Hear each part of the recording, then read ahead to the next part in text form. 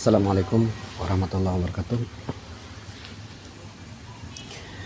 Kali ini saya mendapati sebuah setrum ikan PDC ya, BS 999.000 watt. Ini mungkin simbolisme dari 900 watt, dimana kerusakan dari setrum ikan PDC ini kita akan analisis saja ya kerusakannya dari permukaan dan dari jalur pada belakang setrum ikan PDC ini. Yang pertama dilihat dari nampak mata ataupun yang kita lihat di hadapan kita pada saat ini. Setrum ikan PDC ini mengalami kembung pada elko tegangan tingginya yang 450 volt 68 mikro ya untuk ukuran elkonya. Jadi salah satunya ini mengalami kembung.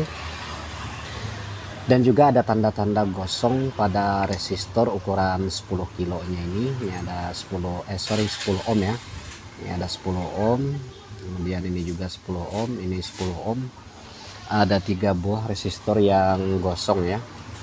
Jadi untuk analisis saya biasanya untuk setrum ikan PDC yang mengalami gosong pada bagian resistornya ini, nah ini menandakan bahwa setrum ikan PDC ini mengalami short pada MOSFET-nya ya, short pada MOSFET-nya ini. Jadi kalau mengalami gosong seperti ini, mungkin yang gosong hanya 3, tapi secara kenyataan MOSFET-nya ini ada banyak ya. Ini ada 4, kemudian 8, ya ada 10 MOSFET ya, mungkin 5 unit untuk sebelah, kemudian yang sebelahnya 5 unit.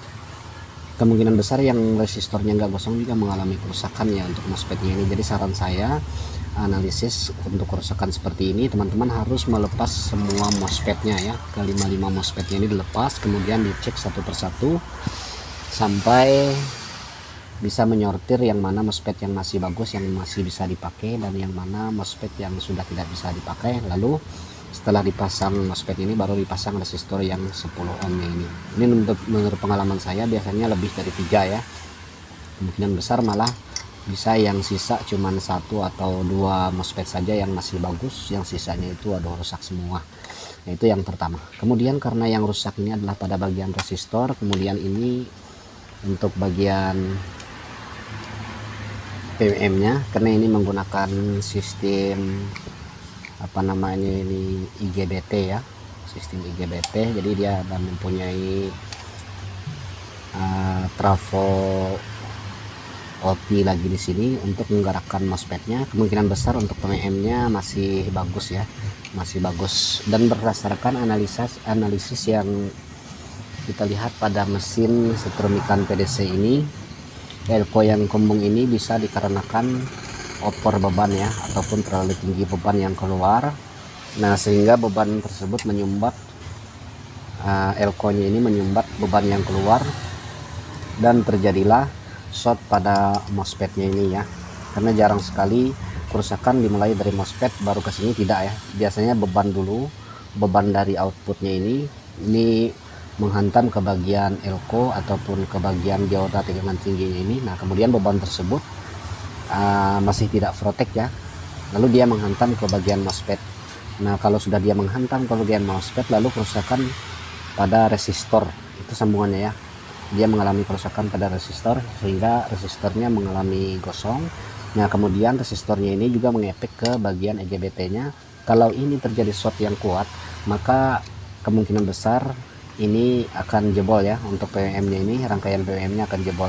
Tetapi kalau dia sempat off sebelum PWM-nya ini mengalami feedback yang merusak, untuk PWM-nya dia masih bagus ya untuk PWM-nya. Ini untuk tampilan di bagian atas ya. Kita akan coba untuk tampilan setrumnya ini di bagian bawah. Saya akan bongkar dulu untuk bautnya biar kita sama-sama lihat ya. Nah, biasanya kalau udah ada gosong-gosongan seperti ini juga jalurnya ada yang jebol ya, otomatis ada yang jebol karena beban yang keluar itu tersumbat sehingga mengalami apa namanya ini, mengalami jebol pada bagian PCB ataupun jalur PCB nya ini ya. Kita lepas dulu. Nah, untuk bagian bawahnya, nah kita lihat ini ada bagian yang tadi gosong pada resistor, bagian bawah papannya juga terjadi gosongnya. Nah ini juga sebagai penanda teman-teman bisa lihat untuk jalur MOSFET-nya udah pada terputus ya. Jadi saya zoom, nah ini udah gosong, ini jalur MOSFET-nya udah gosong, ini hampir ya rusak semua ini. Kalau yang gosong ini udah kembali ya, jadi hitung yang gosong 1 2 3 4 5 6 7, 7 ya yang gosongnya, 7 MOSFET dari 10 ini kemungkinan besar 7 jalur yang putus ini menandakan bahwa MOSFET-nya sudah jebol ya, itu yang pertama.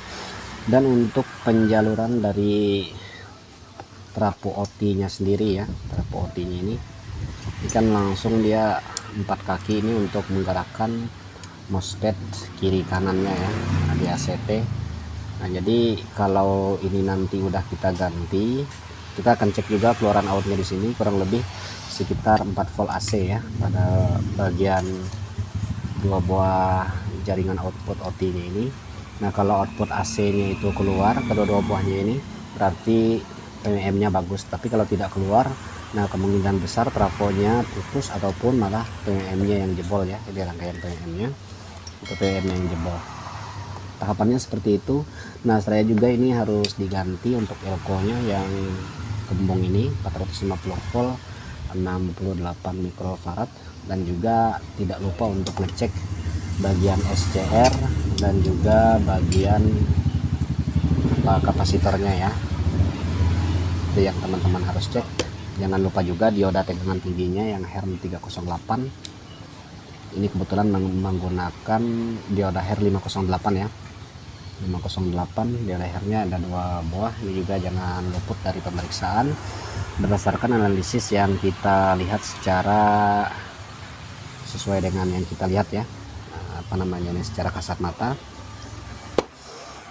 Seperti itu gambarannya. Jadi teman-teman bisa menelusuri kerusakannya secara menyeluruh satu persatu, dimulai dari MOSFET, kemudian resistor, kemudian cek apakah PWM-nya ini bagus atau tidak melalui tegangan yang keluar dari sini kurang lebih sekitar 4 volt dari trafo OT-nya. Kemudian cek juga bagian elko-nya diganti, kemudian setelah diganti nanti dicek apakah elko ini ada temannya lagi, apakah dioda ataupun kapasitor atau malah SCR-nya yang konslet ya ataupun jebol. Oke, seperti itu susunannya. Semoga video sederhana ini tetap bermanfaat. Terima kasih telah menonton. Assalamualaikum warahmatullahi wabarakatuh.